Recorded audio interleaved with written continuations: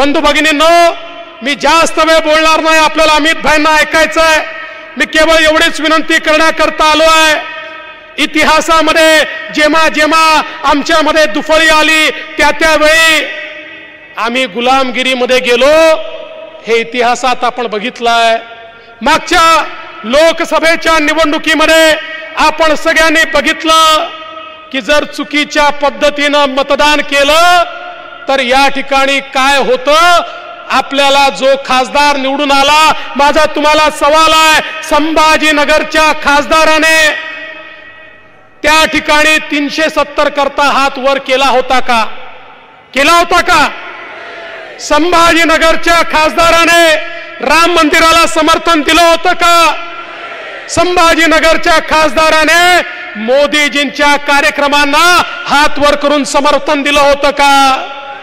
आपण चूक केली तर संभाजीनगरचं नाव या ठिकाणी 370 ला विरोध करणाऱ्यांच्या यादीत खासदारांनी जाऊन बसवलं. पण आता तर अशी परिस्थिती आहे, जे आपले होते, ज्यांना आम्ही आपलं म्हणत होतो, ते देखील आता त्यांच्याच रांगेत जाऊन बसले.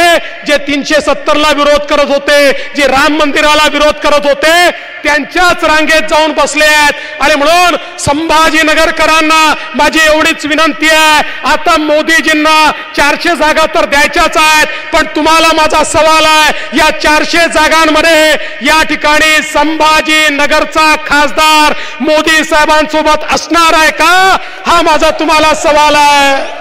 असणार आहे का? असणार आहे का?